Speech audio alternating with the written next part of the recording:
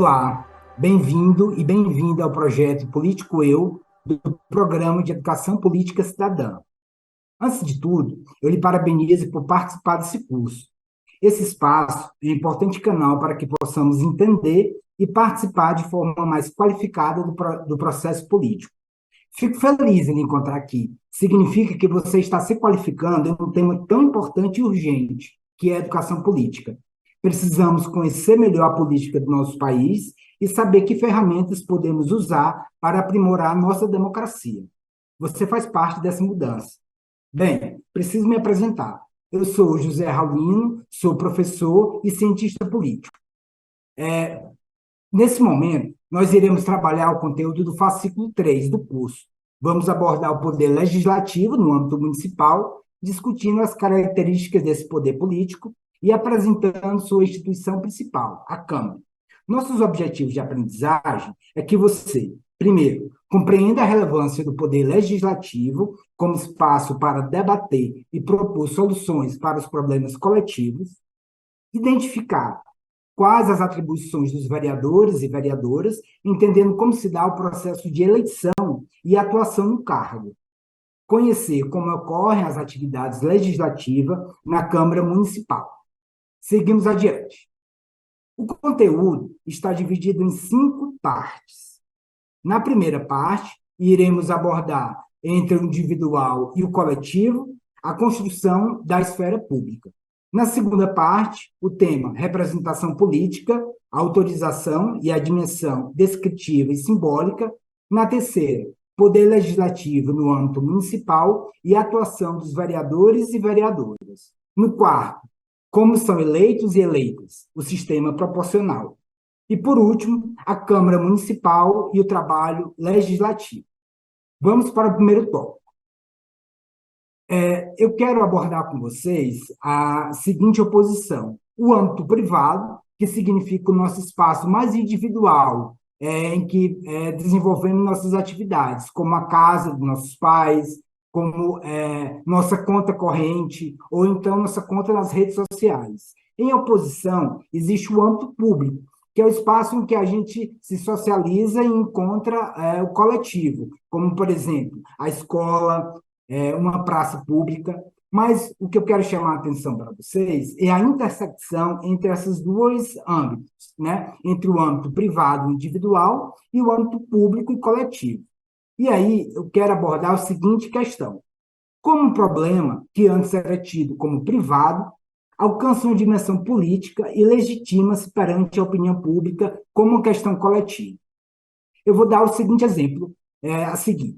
Vamos pensar os espaços públicos e a necessidade de pessoas com deficiências. Então, se uma pessoa é cadeirante, por exemplo, essa questão do acesso aos espaços públicos não é restrita a ela no âmbito privado. Ela é um problema político e tem que ser solucionado com políticas públicas, como, por exemplo, acessibilidade aos locais públicos. Então, a esfera pública seria esse espaço de debate das questões públicas ou coletivas, a reflexão sobre a vida coletiva, onde a gente discute e delibera sobre questões de interesse público. Isso tudo pela interação comunicativa que os cidadãos estabelecem entre si e formulam sua própria opinião sobre as questões. Eu vou dar alguns exemplos de esfera pública. Por exemplo, as assembleias públicas ou a reunião pública. Se você mora em condomínio, e aí você quer debater determinada questão relativa à vida coletiva naquele condomínio, isso é possível através de uma reunião pública envolvendo as pessoas que moram naquele condomínio, certo? É isso que eu chamo de assembleias públicas. O outro exemplo de esfera pública, a gente pode pensar como a imprensa, a partir dos jornais e revistas, ou então clubes e associações e sindicatos, escolas e universidades, grupos de interesse e até as redes sociais, né, em que, de repente, a gente começa a pensar e elaborar alguma questão de interesse público. Então, a esfera pública é esse ambiente privilegiado onde a gente consegue fazer com que um problema que era tido como individual e restrito a uma pessoa, a um grupo, ganhe uma dimensão coletiva e se transforme em política pública. Vamos seguir com alguns exemplos de política que ganha essa legitimidade a partir da esfera pública. Nós temos, por exemplo, as leis que debatem os maus tratos contra animais, né? Aí, a partir da atuação de uma legislação de causa animal. Temos também, por exemplo, a LGBTfobia, ou a Lei Maria da Penha. Esses exemplos que eu estou trazendo para você, parte dessa dimensão de que esse problema ou determinadas questões não pode ser restrita ao âmbito privado. Ela precisa ganhar uma dimensão pública, e aí se transforma em política pública. Vamos seguir. Então, nossa sociedade é composta por vários grupos, por vários interesses que se disputam entre si. Então, nossa sociedade é plural e polifônica, sendo integrada, então, por distintas vozes. Basta pensarmos a diversidade de manifestações que existem no Brasil atualmente e a organização dos movimentos sociais, né? Tanto esses movimentos, tanto da esquerda como da direita, como, por exemplo, a Marcha das Mulheres, a manifestação dos índios, a Parada pela Diversidade Sexual, o Movimento Brasil Livre, dentre tantos outros exemplos. Então, a sociedade é integrada por diversos interesses e diversos grupos. E aí eu pergunto para você, existe um poder político institucional que acolhe essa pluralidade? A resposta é sim, existe. E ele é o legislativo, que é quem representa essa diversidade. Mas aí cabe a gente pensar, o que é representação política? Representação política, ela ganha diversas nuances de interpretações. Primeiro, a gente precisa saber que a democracia em que a gente existe no Brasil é uma democracia representativa. Isso significa que a gente elege pessoas que nos representam. Mas cabe uma questão: por que democracia representativa? Bem, a nossa sociedade de massa é extensa. Então, seria impossível que a gente fizesse uma Assembleia Popular, por exemplo, numa cidade como São Paulo, e envolvesse os moradores dessa cidade.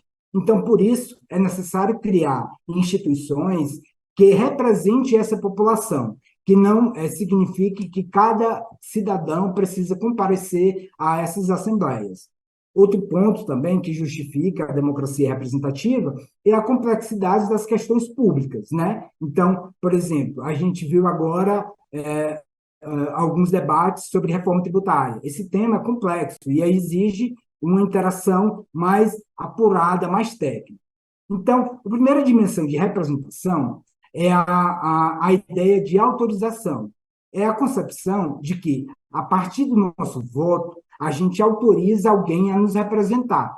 Por exemplo, quando a gente precisa tirar um documento e não pode ir num local presencial para receber aquele documento. Você pode assinar um termo de autorização. Então, outra pessoa comparece àquela instituição e recebe documento por você. Então, a eleição seria esse mecanismo de autorização.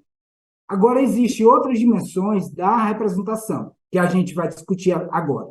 A representar, né, significa tornar presente o que está ausente, significa espelhar o que está inexistente. E aí, nesse espelhamento, você pode ter uma representação descritiva, que busca um reflexo preciso e acurado do que busca refletir. E aí, um grande exemplo disso, para a gente pensar, seria a subrepresentação feminina, né? Quando a gente vê a porcentagem de mulheres no Brasil, de acordo com o censo do IBGE, a gente vê que as mulheres representam mais da metade da população brasileira. No entanto, quando a gente vê a porcentagem de mulheres assumindo cargos públicos, por exemplo, na Câmara dos Deputados, esse percentual não chega a 20%. Então, isso significa que essa representação ela não está correspondendo ao tamanho desse grupo dentro da sociedade, certo? A outra dimensão de representação significa a representação simbólica, que remete a um retrato abstrato do que a gente busca refletir. Por exemplo, a bandeira, o hino nacional, que representa o Brasil. Mas aí, essa representação simbólica, ela precisa acontecer para a gente ter essa conexão dentro da democracia. E aí, um exemplo de desconexão dentro da nossa democracia é a manifestação Não Me Representa, que mostra exatamente esse descontentamento com a democracia representativa. Então, entendendo o que é a representação, a gente segue para compreender o que é o poder legislativo no âmbito municipal. Bem, a gente sabe que o município é responsável por diversas políticas públicas, né? Como a educação básica, a saúde básica nos postos de saúde e hospitais, o transporte público local, as vias urbanas, como iluminação, calçada, limpeza e saneamento. Então, toda essa política pública, né, que é obtida e é direcionada ao âmbito municipal, ela precisa ser debatida e pensada por uma instituição. E essa instituição é justamente o poder legislativo. Então, a gente vai entender, nesse ponto, qual é o papel dos vereadores e das vereadoras. Então, o primeiro ponto seria a atuação a partir da legislação, de abordar leis no âmbito municipal. E aí a gente pensa, por exemplo, na pandemia, as diversas políticas públicas restritivas, elas precisavam ser pensadas e aprovadas na Câmara Municipal, tá certo? Então, aí a gente tem essa segunda função do papel dos vereadores e das vereadoras. A outra função do papel dos vereadores e vereadoras significa a fiscalização do executivo.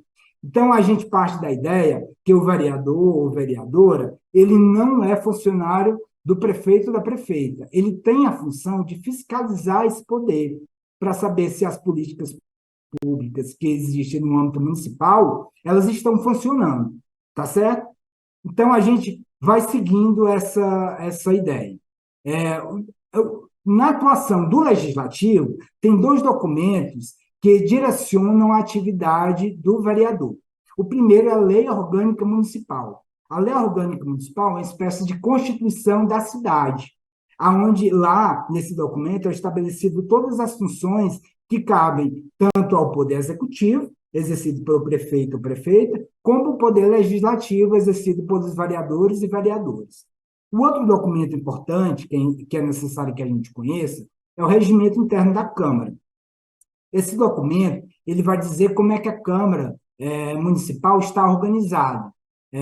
Então, esses dois documentos que são públicos, eles norteiam a atividade do Legislativo Municipal e também a organização da Câmara Municipal. Se você quer entender mais sobre o funcionamento do Legislativo ou quais são as políticas públicas que são desenvolvidas na sua cidade, é importante que você consulte esses dois documentos que são públicos. Vamos entender a Câmara Municipal e o trabalho legislativo. Aí eu pergunto para você, você sabe onde fica a Câmara Municipal da sua cidade? Você sabe que horas os vereadores e vereadoras se reúnem? Você já visitou o portal, o sítio, né, da Câmara Municipal? Então, essas perguntas elas são importantes para que a gente consiga entender como é que funciona a atividade legislativa dentro da Câmara Municipal.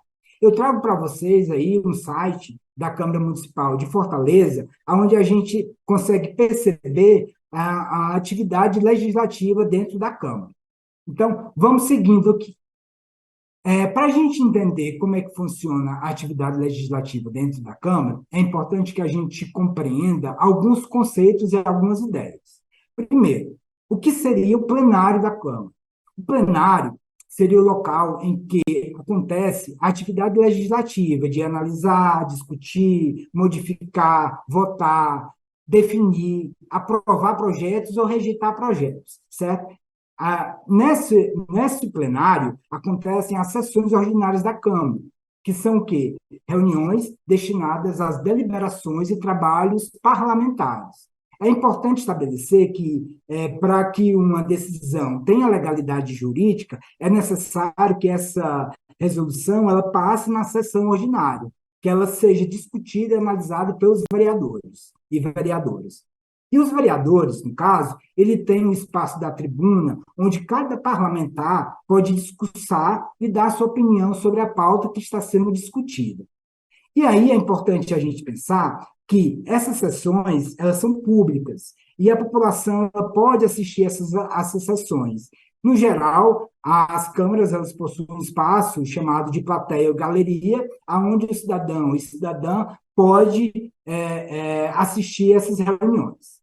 Aí cabe uma pergunta: essas reuniões que acontecem na Câmara, os assuntos que são debatidos, quem escolhe esses temas ou essas questões? Bem, quem decide é a mesa diretora, sobretudo a função do presidente, que é quem organiza as atividades da Câmara e monta, nesse caso, a agenda legislativa.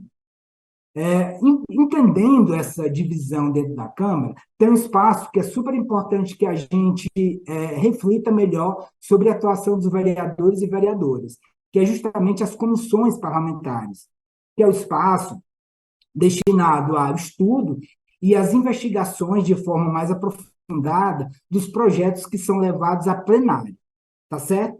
E aí, é importante que a gente compreenda também outro espaço, que é o gabinete dos vereadores e vereadoras, ou o escritório parlamentar, que é onde o cidadão pode procurar seu parlamentar para ter informações sobre sua legislatura, seus projetos e suas políticas prioritárias. Então, seguindo nessa compreensão do entendimento da Câmara Municipal, tem um espaço que é importante que a gente entenda, que é a ouvidoria, que é o espaço de acolhida das demandas do cidadão.